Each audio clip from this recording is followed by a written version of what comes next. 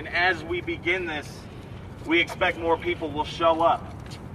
So my name's Alex Landau. I'm with the Denver Justice Project. Woo!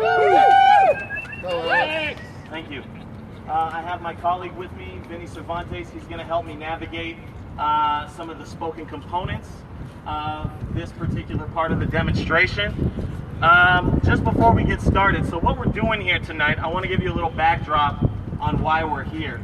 This is the City and County building, and this evening we have City Council voting on some of the language that the Denver Justice Project and Councilman Lopez and other folks in the community have been involved in developing. And if this is successful, if we get enough votes, this will navigate this language to the ballot. And what that language is an effort to strengthen the independent monitor's office. The independent monitor is currently the only independent entity responsible and also who is involved in the process of police oversight, law enforcement oversight, uniformed personnel oversight in cases of misconduct around procedural violations. So that is our voice when Internal Affairs is navigating these processes, and is currently an ordinance. And what that means as an ordinance is that it would be very easy for a mayor or a future mayor to do away with this office with little to no community input. So what we're doing here tonight is another effort at strengthening this office by putting it into the Denver City Charter. So we appreciate everybody coming out this evening in support of this. And if anybody wants to sign up and speak on behalf of this effort, you can sign up in room 451 between 5 and 5:30. So we would encourage folks who may be out here for the demonstration but would also like to have their voices heard inside to make their way through security at some point between 5 and 5:30 to ensure you get a space. So a little bit more about the Denver Justice Project. Just to sum it up, we are working to transform patterns and practices in the culture of law enforcement. We are working to end mass incarceration, and we are seeking racial justice by doing that. So I want to bring my colleague Vinny up here so he can give you a little perspective from his lens about why we need to strengthen this office. So ultimately, all right, Vinny, how many of us trust the police to police themselves by show of hands? Not one person. Not even the media? As we've seen recently. Whoa.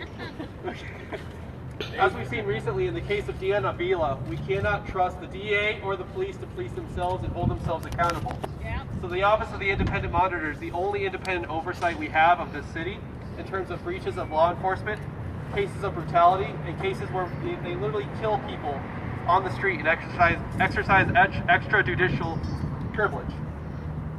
So, so for this event tonight, though, if you are using social media, our hashtag is Denver Deserves Justice. Also, if we could have everybody wave the red little, yes. Please wave that in agreement, because we want City Council to know that we as the community want continued independent oversight. We also are demanding justice and action on behalf of the community in Denver and on behalf of citizens in Colorado who have been decidedly disenfranchised by our police or by our law enforcement and by our criminal justice system. Right now, that's all. So one thing to keep in mind, we do have a couple of sign-in sheets floating around. Please sign those. The real information we're looking for, not so much a phone number, but definitely a name and an email. And some other things to keep in mind. The independent consulting firms that Mayor Hancock hired to bring out here to assess the Denver County Jail and the Denver Detention Center that we spent hundreds of thousands of dollars on page 177 highlight that this office, the Independent Monitor's office, out of 200 some pages of recommendations and procedural change, they highlighted that this office go in the charter. If this office makes it into the charter, it won't cost us as taxpayers any additional finances. It'll just offer us additional security that the only independent body will actually have a solidified position in the Denver City Charter.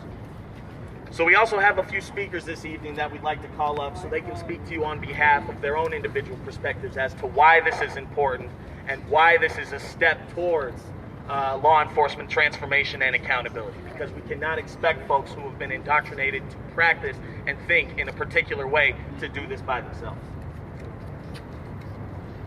So first we have Lisa Calderon.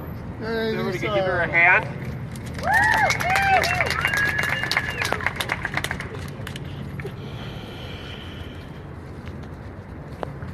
I'm Lisa Calderon. Can you hear me? No. Yes. No? No. Calderon. There you go. Right. I am the co-chair of the Colorado Latino Forum Denver chapter. A couple of weeks ago, Mayor Michael Hancock stood up before the public and said that the Denver Police Department is a model of police reform. National model for police reform. I would say, no, Mr. Mayor, Denver is not a model of police reform. That's right. When we stop having unarmed civilians killed by Denver Police Department, it may be a model for the nation. When we stop having people killed who are in a mental health crisis, maybe we will be a national model. When we stop having people killed at a funeral home, maybe we'll be a national model. When we stop having people killed who are surrendering to the police with their hands up, maybe we'll be a national model. When we stop promoting officers who kill unarmed civilians, maybe, Mr. Mayor, we will be a national model. Woo! 13 years ago, a young man, Paul Child, was killed by Denver Police Department. He was mentally disabled. His family called for help. Many of you remember that. And that sparked our quest for justice, for independent monitor, so that the police do not police themselves. That's how we got to where we are today. The community fought for it. Nobody gives us anything. We have